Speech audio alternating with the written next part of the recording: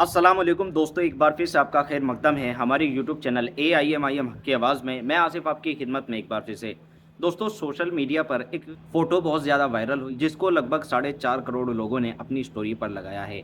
Photo आप देख सकते हैं जिसमें लिखा हुआ है ऑल आइज़ ऑन राफा। ये एक ऐसी फ़ोटो है जिसको दुनिया भर के लोगों ने अपनी स्टोरी पर शेयर किया। इस फ़ोटो को लगाने की वजह थी कि इज़राइल और फ़िलिस्तीन के बीच जो जंग चल रही है, फ़िलिस्तीन के ऊपर इजराइल का जुल्म बढ़ता जा रहा है। जी हाँ दोस्तों, जहाँ पर इजराइल ने एक तरफ तो गाज़ा शहर खंडर में तब्दील कर दिया है और उसमें हद से ज़्यादा जुल्म किया है। लगभग 31 से 32 हज़ार लोगों को वहाँ पर मारा है, जिसमें सबसे ज़्यादा बच्चे हैं। और जो लोग इजराइल के डर से वहाँ से बचकर दूसरे शहरों में पनाह ले रहे थे, यानी फ़िलिस्तीन के दूसरे शहरों में जाकर रह रहे थे, जिसमें से एक शहर राफ़ा था, जहाँ पर इजराइल के जुल्मों से बचकर जो लोग वहाँ पर पहुँचे थे और राहत शिविर जो कैंप होते हैं उसमें रह रहे थे, वहाँ पर भी इजराइल ने अपनी बमबारी शुरू कर दी। जी हाँ दोस्तों, फ़िलिस्तीन के एक शहर राफ़ा में जहाँ पर बड़ी तादाद में जो लोग इजराइल के जुल्म से बचकर वहाँ पर रह रहे थे, वहाँ पर भी इजराइल ने बमबारी कर दी, जिसके बाद वहाँ पर 45 लोगों की मौत हो गई। और इसके बाद भी आंकड़ा और ज़्यादा बढ़ सकता है। और इसके ऊपर असदुद्दीन ओवैसी साहब क्या बोले, आपको इस वीडियो में देखने को मिलेगा। जी हाँ दोस्तों, जहाँ पर दुनिया भर के सेलिब्रिटी ने, दुनिया भर के आम लोगों ने इस फ़ोटो के ज़रिए अपनी आवाज़ को उठाई है, अपनी आवाज़ को मजबूत किया है। वहीं पर असदुद्दीन ओवैसी साहब भी इस पर बोलते नज़र आए हैं। तो ओवैसी साहब की आप वीडियो देखें, ओवैसी साहब इस पर क्या बोल रहे हैं। और मोदी जी झूठ कहते हैं। उन्होंने कहा कि रमजान में मैंने इजराइल से कहा कि जंग बंदी कर दो।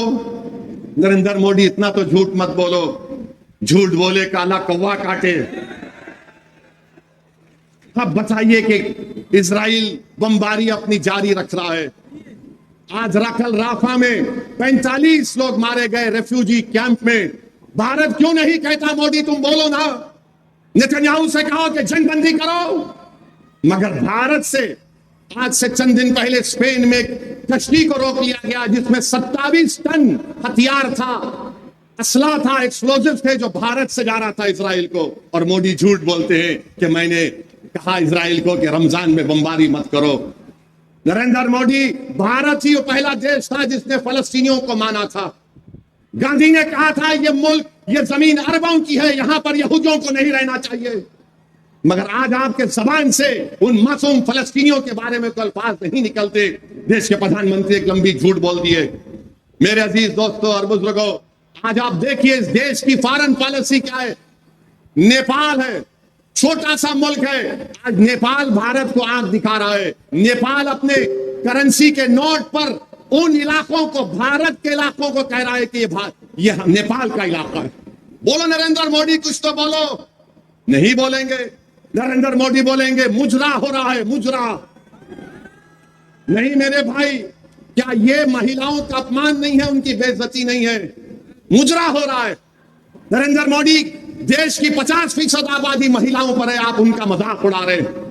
मुजरा हो रहा है, जाओ मुजरा देखो, मुजरा करो। नरेंद्र मोदी, ये याद रखो, अगर तुम्हारे मुंह में जबान है तो अल्लाह ने भी हमको भी बहुत अच्छी जबान दी है और हम अपनी जबान से ही बदनाम होते हैं। चीन 2000 स्क्वायर किलोमीटर पर कब्जा करके बैठा है और मोदी कुछ नहीं कहते। क्या मोदी, आप चीन के साथ ब्रेक डांस कर रहे थे?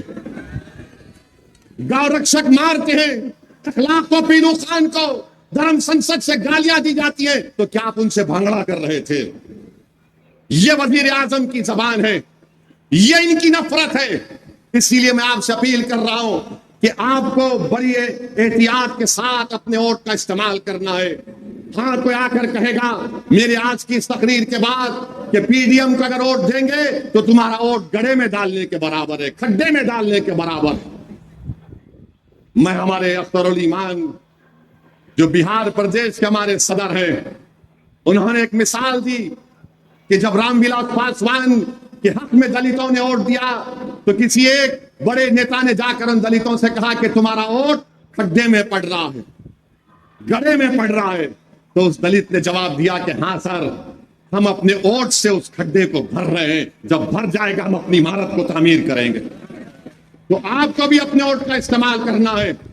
डरने और घबराने की जरूरत नहीं है। अगर आप डरते रहेंगे तो फिर ये सब हमको इस्तेमाल करते रहेंगे।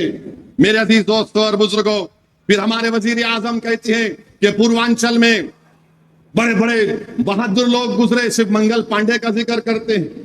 यकीनन कीजिए, हम भी इज्जत करते मंगल पांडे की, उनके साथियों की, मगर नरेंद्र मोदी जी, क्या इस देश की आजादी में एक मुजाहिद आजादी का नाम जो पूर्वांचल का बेटा था, उसका नाम मुख्तार अंसारी था, तुम्हारे मुंह से क्यों नहीं निकलता? निकालो अपनी जबान से, कहो मुख्तार अंसारी भी इस देश का आजादी का सिपाही था। मगर मोदी जी की जबान से नहीं निकलेगा। वो बोलेंगे मुख्तार अंसारी निकलेगा तो उनका आउटर समझेगा वो मुख्तार की बात कर लिए।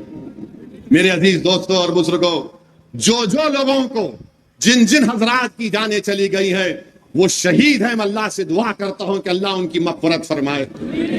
और मुझे यकीन है ये कुदरत का निजाम है, जब कभी भी जुल्म बढ़ता तो अल्लाह सुब्हाना व तआला जालिम को कमजोर करता है।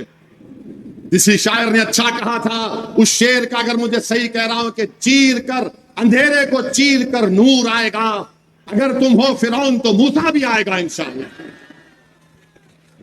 याद रखिए, जो लोग आज बुलडोजर से घर तोड़ रहे हैं, कल इंशाअल्लाह ताला उनका घर वीरान हो जाएगा, खंडर बन जाएगा। जो लोग ताकत के बलबूते पर जाने ले रहे हैं, तुम्हारी भी जान अल्लाह लेगा एक दिन इंशाअल्लाह ताला। तुम जो डर पैदा कर रहे हो, यकीन जानो कुदरत तुम्हारे दिलो दिमाग में खौफ को पैदा कर देगा। मेरे अजीज दोस्तों और बुजुर्गों, हिम्मत और हौसले को बरकरार रखिए। मोदी खुलकर कह रहे हैं कि अगर वो तीसरी मर्तबा वजीर आजम बनेंगे तो भारत की पार्लियामेंट में यकसा सिविल कोड को लेकर आएंगे। यकसा सिविल कोड उत्तराखंड में नाफिज किया बीजेपी ने। वहां पर एक मुसलमान अपनी शादी निकाह से नहीं कर सकता, बल्कि स्पेशल मैरिज एक्ट में करना पड़ेगा। एक मुसलमान का निकाह गाजी के तहत नहीं होगा, गवाह नहीं होंगे और दुल्हन को मेहर नहीं दिया जा सकता। ये यकसा सिविल कोड मोदी भारत में लाना चाहते हैं। आप अपने दिल पर हाथ रखकर सोचो, अगर कल यह कानून खुदा ना खास्ता भारत की लोकसभा में आएगा तो क्या अखिलेश यादव, राहुल गांधी उस बिल को फाड़ेंगे? असदुद्दीन ओवैसी उस बिल को फाड़ेगा? यह आपको सोचकर फैसला लेना है। और ये इंडिया अलायंस जो बनाया गया है, महाराष्ट्र में 48 लोकसभा की सीटें, कितने हैं? 48। एक भी मुसलमान को टिकट नहीं दिया गया। ये कांग्रेस के मुस्लिम नेता मुझे फोन करके कहे कि ओवैसी साहब, महाराष्ट्र में 1 करोड़ 15 लाख मुसलमान है, एक टिकट नहीं दिए। मैंने कहा मुझे क्यों सुना रहे हो? बोले नहीं, हम अपना दिल का गम हल्का कर रहे हैं आपको फोन करके। मैंने कहा मुझसे बात करके गम हल्का नहीं होता, तुम गुलामी की जंजीरें तोड़कर मेरे साथ खड़े हो जाओ, तुम्हारा गम दूर हो जाएगा। एक को भी नहीं दिए। और एक हमारा एमपी औरंगाबाद का इम्तियाज जलील, इंशाअल्लाह ताला अल्लाह उसको कामयाब करेगा इस बार भी।